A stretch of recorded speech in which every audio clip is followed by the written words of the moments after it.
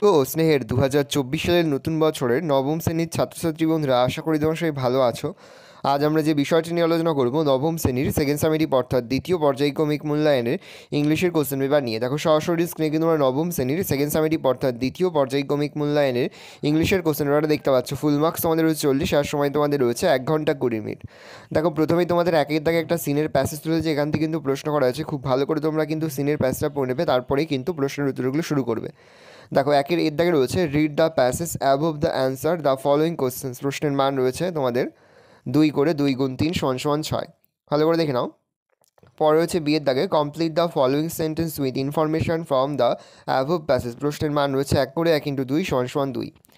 2 দাগে দেখো তোমাদের পোয়েম থেকে একটা প্যাসেজ তুলেছে, এখান থেকে কিন্তু প্রশ্ন করা হয়েছে। 2 দাগে রয়েছে read the above sentence and answer the following questions. প্রশ্নের মান রয়েছে প্রথমটা 1, 2 নম্বরটা 1 আর 3 নম্বরটা রয়েছে প্রশ্নের মান 2। তাহলে 1 + 1 + 2 = 4। 3 দাগে রয়েছে টিক দ্য কারেক্ট অল্টারনেটিভ। প্রশ্নের মান রয়েছে 1 করে 1 × 2 = 2।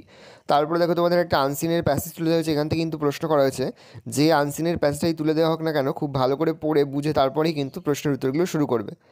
দেখে নাও, একের দাগে প্রশ্ন দিয়েছে অ্যান্সার দ্য ফলোয়িং কোশ্চেন্স। প্রশ্নের মান রয়েছে 2 করে 2 গুণ 2 = 4।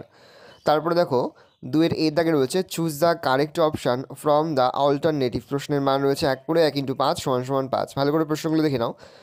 3 দাগে রয়েছে complete the following sentence from information from the given passage. প্রশ্নের মান রয়েছে 1। তারপরে দেখো গ্রামার অ্যান্ড ভূগোল থেকে প্রশ্ন করা হয়েছে। 1 দাগে রয়েছে fill in the blanks with appropriate article and preposition. প্রশ্নের মান হাফ করে হাফ গুণ 4 = 2। 2 দাগে রয়েছে ডু অ্যাজ ডাইরেক্টেড। এখানে মোট 4টি প্রশ্ন দেওয়া রয়েছে, প্রতিটি প্রশ্নের মান 1 করে 1 × 4 = 4। 3 দাগে মোট তোমাদের 2টি প্রশ্ন দেওয়া রয়েছে, প্রতিটি প্রশ্নের মান রয়েছে 1 করে 1 × 2 = 2। 4 দাগে মোট তোমাদের একটি প্রশ্ন দেওয়া রয়েছে, প্রশ্নের মান রয়েছে 1। তারপরে তোমাদের রয়েছে রাইটিং স্কিল। রাইটিং স্কিলের মধ্যে প্রথম তোমাদের রয়েছে লেটার রাইটিং, আর পরে তোমাদের রয়েছে একটা নোটিশ রাইটিং। প্রশ্নের মান রয়েছে 7। এই রয়েছে টোটাল তোমাদের সেকেন্ড সামেটিভ অর্থাৎ দ্বিতীয় পর্যায়ক্রমিক মূল্যায়নের নবম শ্রেণীর ইংলিশের কোশ্চেন পেপার। ভালো তোমার কোশ্চেন পেপারটা দেখে নাও। আশা করি ভিডিওটা ভালো লেগেছে। ভিডিওটা ভালো লাগলে ভিডিওকে লাইক করতে একদমই ভুলবে না। আর আমার চ্যানেল নতুন হওয়া লাল কালার সাবস্ক্রাইব প্রেস করে পাশে বেল আইকন প্রেস করো, যখন নতুন কোনো ভিডিও আপলোড করি সবার ফার্স্ট নোটিফিকেশন তোমরা পেয়ে যাও। আর এই ভিডিওটি তোমার বন্ধুবান্ধবী আত্মীয়স্বজন সবার মধ্যে কিন্তু অনেক অনেক শেয়ার করে যায়। এর বছর নবম শ্রেণীতে পড়ছে। আমরা কিন্তু ইতিমধ্যে নবম শ্রেণীর প্রতিটি বিষয়ের সিলেবাস, প্রশ্নকার এবং নমুনা প্রশ্নপত্র কিন্তু আপলোড করে দিয়েছি। তোমরা যদি এখনও পর্যন্ত সেই ভিডিওগুলো না দেখে থাকো, ভিডিওগুলো কিন্তু তাড়াতাড়ি দেখে নাও। তোমাদের সকলকে জানাই আগাম পরীক্ষার অনেক অনেক শুভেচ্ছা এবং অভিনন্দন। যে মুহূর্তেই আমরা বিভিন্ন স্কুলের প্রশ্নপত্র হাতে পাচ্ছি, সবার ফার্স্ট ভিডিওর মাধ্যমে কিন্তু আমরা তোমাদের কাছে তুলে ধরি। তোমরা কিন্তু অবশ্যই আমাদের চ্যানেলটা সাবস্ক্রাইব করে রাখবে। ভালো তোমরা কোশ্চেন পেপারটা দেখে নাও। কোথাও বুঝতে বা লিখতে যদি কোনো রকম অসুবিধা হয়, তাহলে কিন্তু নির্দ্বিধায় কমেন্ট সেকশনে কমেন্ট করে জানাতে একদমই ভুলবে না।